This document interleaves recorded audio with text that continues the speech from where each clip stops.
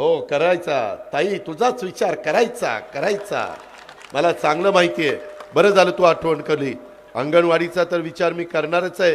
ह्यावेळेस तुला mobile phone दिला दिला की नाही? दिला की नाही? एक मिनिट, दिला की नाही? हो किंवा नाही म्हण.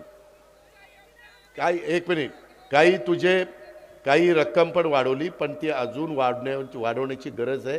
हे अर्थमंत्री म्हणून मला मान्य आहे आणि त्या पद्धतीनं मी तुला करून देईल. तू त्या ठिकाणी काळजी करू नको.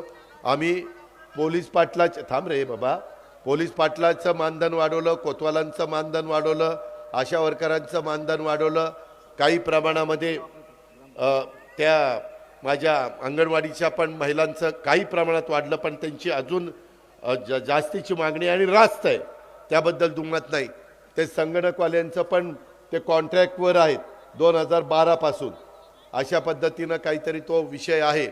त्याही संदर्भामध्ये मी अर्थमंत्री या नात्याने लक्ष घालून त्यांना न्याय देण्याची भूमिका घेईल. तसंच त्यामध्ये मधल्या काळामध्ये माझ्या माहितीप्रमाणे पेन्शनच्या बद्दलचा प्रश्न होता. आम्ही 14% आमचे 10% त्या कर्मचाऱ्याचे म्हणजे सरकारी व्यक्तीचे, आता 18.5% केंद्राचे आणि 10% म्हणजे 18.5% राज्य सरकारचे 10% तुमचे.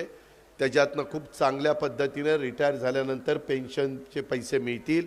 अतिशय व्यवस्थितपणे तो निर्णय एकही मिनिटचा विलंब न लावता मागच्या कॅबिनेटमध्ये तशा पद्धतीचा निर्णय आम्ही घेतलेला आहे.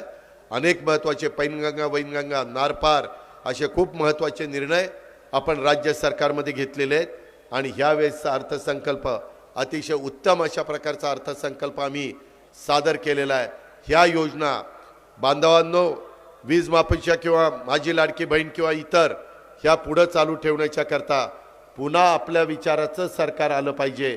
आणि त्याकरता ते तुमच्या हातामध्ये, ती ताकद तुमच्याकडे आहे, त्या ताकदीचा तुम्ही वापर करावा हीच आग्रहाची नम्रतेची कळकळीची विनंती करतो आणि आपल्या सगळ्यांची रजा घेतो. जय हिंद, जय महाराष्ट्र, जय राष्ट्रवादी. धन्यवाद दादा. काय ते हा मगाशी एक राहिलं, आमच्या राजूने काही मला मागणी केलेली होती, बोलता बोलता त्यामध्ये राहून गेलं. एका पुलाची मागणी होती, विशेषतः